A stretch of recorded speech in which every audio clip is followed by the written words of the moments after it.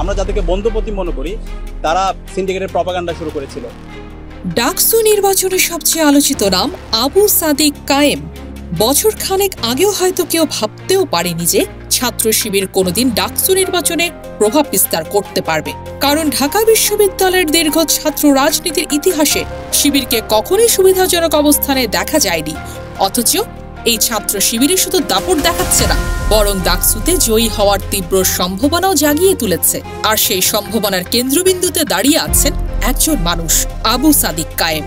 ডাকসু নির্বাচনের এই ভিপি প্রার্থী বিগত এক বছরে সারা দেশের ছাত্র শিবিরের ভেতর নতুন এক জোয়ার তৈরি করেছেন, যার ফলে অনেকেই ইতিমধ্যে তাকে ডাকসুর সম্ভাব্য ভিপি হিসেবে দেখতে শুরু করেছেন।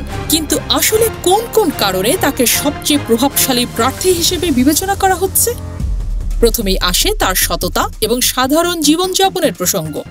গণ অভ্যুত্থানের পর সাদিক কায়েম রাতারাতি তারকা হয়ে উঠলেও সেই অবস্থানকে ব্যক্তিগত লাভে কাজে লাগাননি। যেখানে আন্দোলনে অংশ নেয়া অনেক ছোটখাটো ছাত্র নেতাই আজ বিলাসিতার স্রোতে ভেসে গেছেন, সেখানে সাদিক কায়েম এখনো একই সাধারণ জীবনযাপনে আটকে আছেন। তিনি এখনো সেই পুরনো মোবাইল ফোনই ব্যবহার করেন, এখনো একই মোটর বাইকে চড়েন। নেতৃত্বে দায়িত্ব পাওয়ার পরেও ব্যক্তিগত জীবনে কোনো বিলাসিতা ঢুকতে দেননি। ফলে শিক্ষার্থীদের কাছে তিনি হয়ে উঠেছেন এক সততার প্রতীক। এরপর আসে সাংগঠনিক দক্ষতার বিষয়টি। গণ অভ্যুত্থানের সময় দেশ বিদেশের সাংবাদিকদের সাথে তিনি যেভাবে সমন্বয় করেছিলেন তা আজও অনেককে বিমোহিত করে।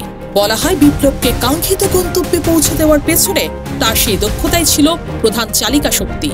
পরবর্তীতেও বিভিন্ন শিক্ষার্থী বান্ধব কর্মসূচির আয়োজনের মাধ্যমে তিনি দেখিয়েছিলেন সংগঠন পরিচালনার তার সক্ষমতা।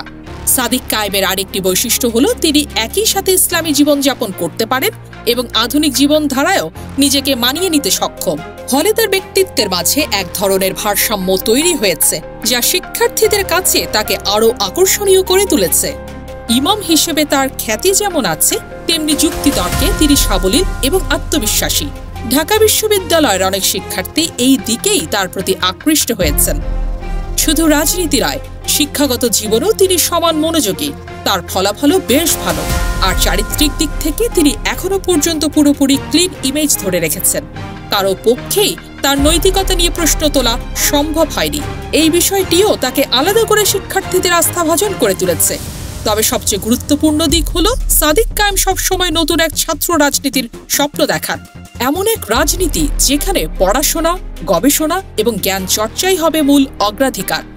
তিনি বিশ্বাস করেন পরিবর্তনের মূল চাবিকাঠি শিক্ষার্থীদের হাতেই, আর সেই পরিবর্তন আসবে ইতিবাচক রাজনীতির মাধ্যমে। এই দূরদর্শী পরিকল্পনাও ইতিবাচকভাবে নিচ্ছেন বিশ্ববিদ্যালয়ের শিক্ষার্থীরা।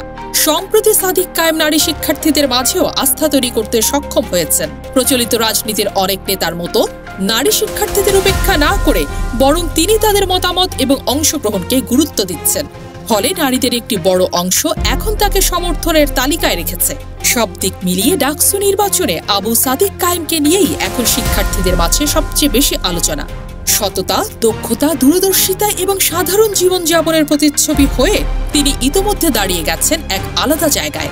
আর এই সবকিছু মিলিয়েই অনেকের ধারণা এবারের নির্বাচনে সবচেয়ে শক্তিশালী ভিপি প্রার্থী হচ্ছেন ছাত্র শিবির মনোনীত এই তরুণ নেতা আবু সাদিক কায়েম।